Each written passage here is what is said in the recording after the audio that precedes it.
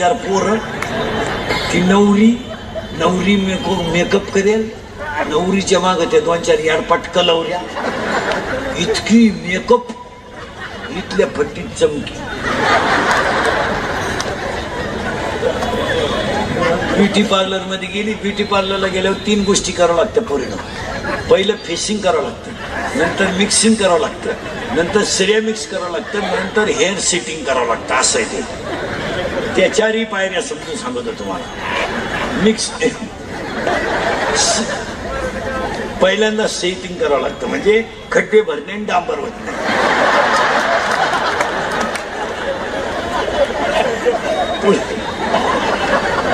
पुळ्या बिळ्या काढून टाकायच्या. दुसरं सॉफ्टिंग करणे म्हणजे याला शेप देणे. सिरेमिक्स म्हणजे इथल्या फटीत चमकी भरणे. आणि 4 हेअरस्टाईल म्हणजे केस पूर्ण सॉफ्टिंग करणे. सॉफ्टिंग केल्यानंतर इथं मध्ये एक खड्डा करायचा, इकडं एक खड्डा करायचा, मध्ये फुगा करायचा. इकडं कांद्याचा वाफा, इकडं लसणाचा वाफा, मध्ये डोंगळा, याला म्हणायचं पॉप.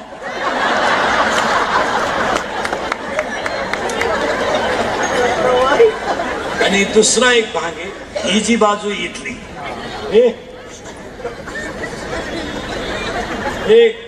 इथली एक जी बाजू आहे ती अशी पुढं दडपून घ्यायची, इथंच मूड पाहिजे ती.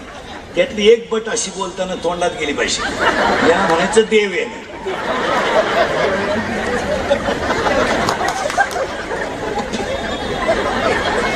आणि दुसरा एक भाग आलाय आता, एकच बाजू बांधायची, ही मोकळी ठेवायची. अहो कलवरी ना असं केलं, नवरदेव घोड्यावरून पडलं, पाहता का नाही तुडवलं घोड्यानं ते. आणि मग तो नवरदेव भाड्यामध्ये येणार, त्याच्या पुढे तो बँडवाला, बाहर फूल बरसा मेरा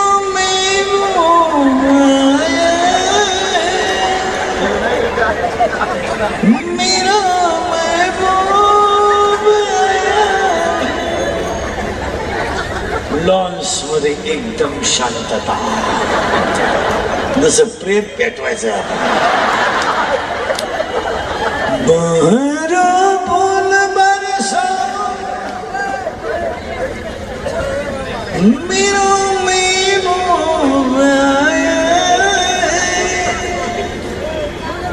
मेरा महबूब आया. जमलं का नाही? तो महबूब चालवतो कसा माहिती?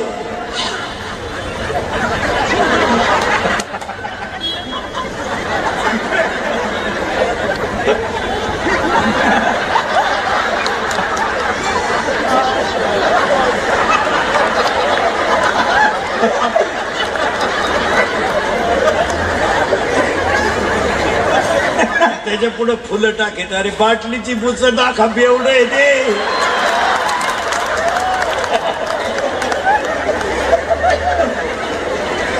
ते मरणाचं पटरी पेता येईल त्याला, फुलं मिळालं. अरे नाशिवंत दे जाणार आहे.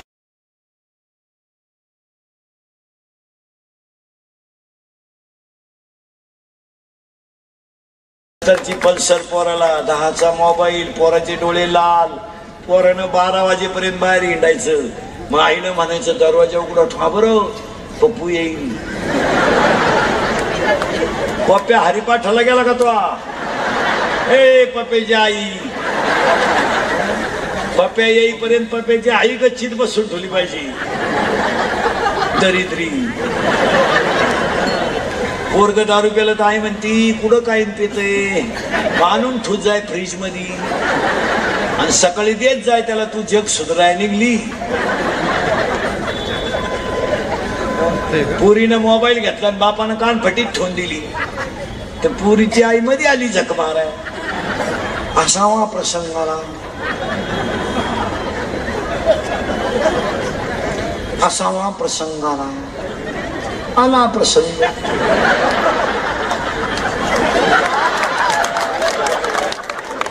भूगोलाचा पेपर सुटला आणि पृथ्वीच फिरली आणि पोरगी पळून गेले. आई म्हणली मला अंदाज आलता बरं का. मग तू काय कुंभ मेळ्याला गेलती का पुढे?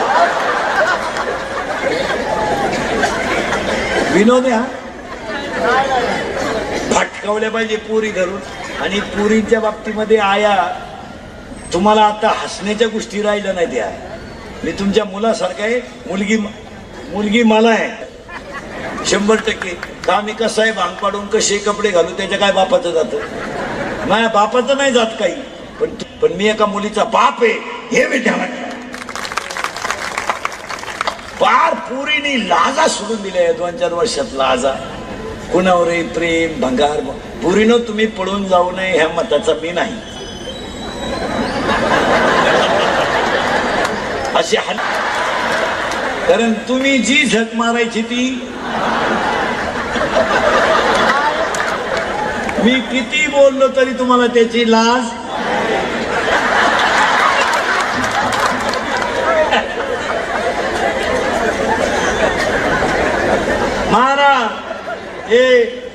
महाराज अंतिम सत्य आहे. काय म्हणजे तुमचं थोडं कानाला वाईट आहे पण पुरीनं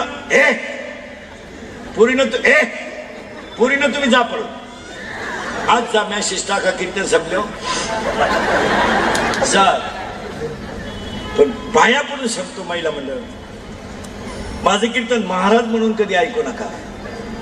तुमचा मुलगा म्हणून ऐका आणि तरुणाने तुमचा मित्र म्हणून ऐका. पुरीनं तुम्ही पळून जा काही करा फक्त माझ्या एका प्रश्नाचं उत्तर द्या आणि जा. जा करा प्रेम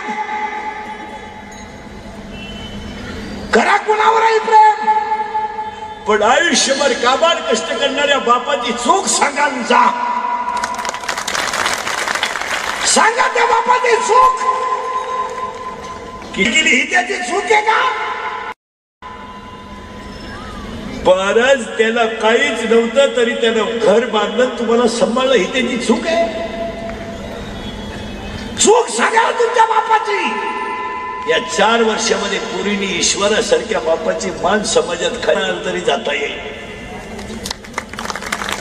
चांगल्या चांगल्या बापांच्या प्रतिमा तुम्ही समाजात खराब करून टाकल्या. पोरीनो तुमचा बाप नोकरीला लागली करायचा. पोरीनो तुमचा जन्मच नव्हता झाला. तुमच्या बापाने लग्न केलं ना पोरीनो. तुमच्या बापाने लग्न केलं ना पोरीनो तर त्याची बायको शिलाई काम करीत होती आणि तो कंपनीत ओव्हर टाइम करीत होता. तेव्हा त्यानं कौलाचा फ्लॅट बांधला. का हसत होता माहितीये तुम्हाला?